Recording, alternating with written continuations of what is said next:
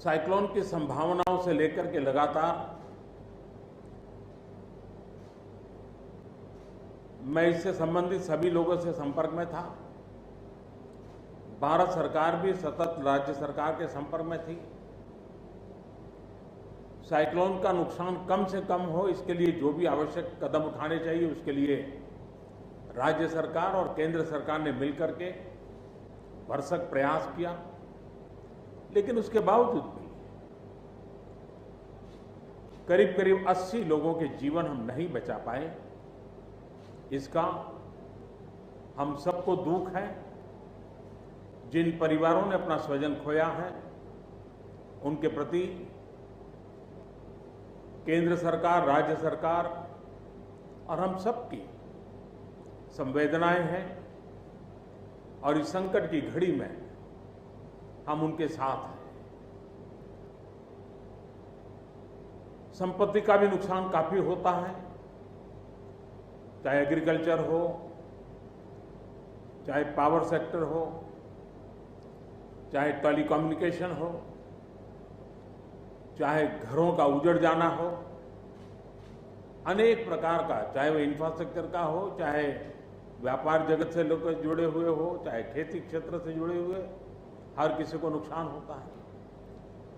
आज मैंने हवाई निरीक्षण करके बारीकी से इस प्रभावग्रस्त विस्तार को मुख्यमंत्री जी के साथ, गवर्नर श्री के साथ दौरा करके उसको देखा है। अभी राज्य सरकार ने और मुख्यमंत्री जी ने विस्तार से मेरे सामने जो भी प्राथमिक आकलन है उसका ब्यौरा दिया है। हमने तय किया है कि हो सके उतना जल्द डिटेल में सर्वे हो, कृषि का हो, पावर सेक्टर का हो, टेलीकम्युनिकेशन का हो, घरों की जो स्थिति है, इंफ्रास्ट्रक्चर की जो स्थिति है।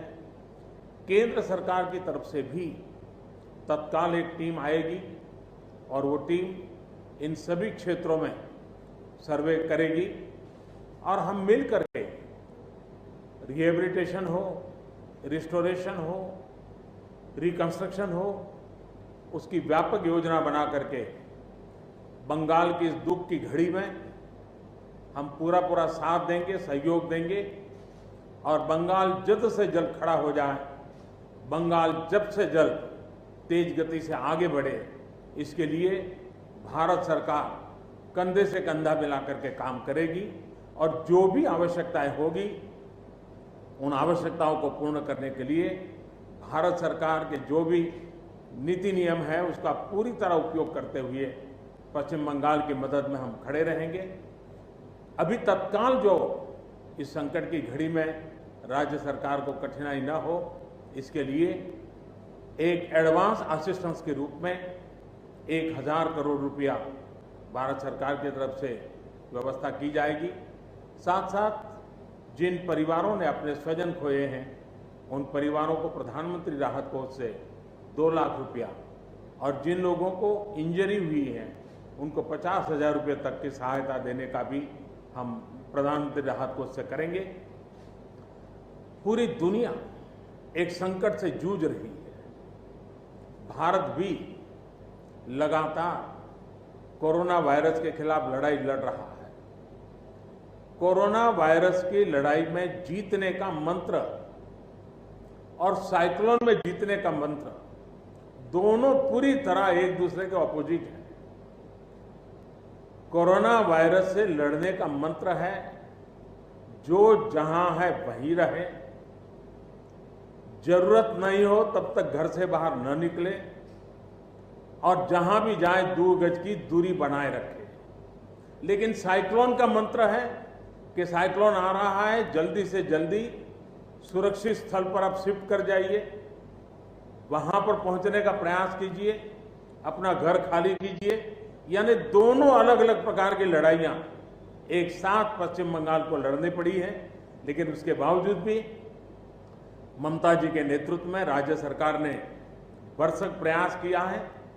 भारत सरकार ने भी लगातार उनके साथ रह करके इस संकट की घड़ी में जो भी आवश्यक, जो एडवांस में करने योग्य था जो उसी समय करने का योग्य था और जो आगे दिनों के करने की आवश्यकता है उसको भी पूरा करने का हम प्रयास करेंगे।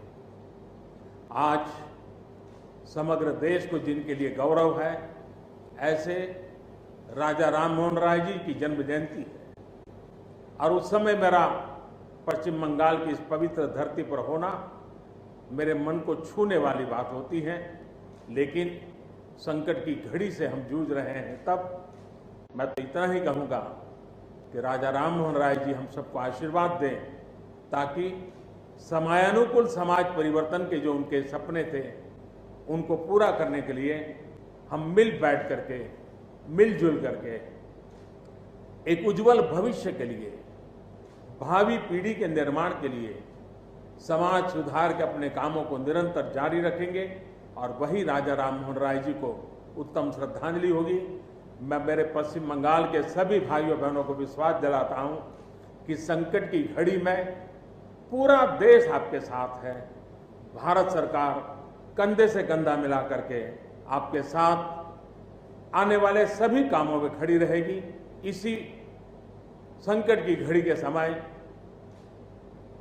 आप सबसे मिलने आया हूं, लेकिन कोरोना वायरस के कारण सब नागरिकों से तो नहीं मिल पा रहा हूं। मन में एक कसक तो रह जाएगी। यहां से मैं आज उड़ीसा की ओर जाऊंगा और वहां भी हवाई निरीक्षण करूंगा, वहां के माननीय मुख्यमंत्री जी से, वहां की सरकार से बातचीत करूंगा। मैं फिर एक बार पश्चिम बंगाल की इस दुख की घड़ी में मैं आपके साथ हूं।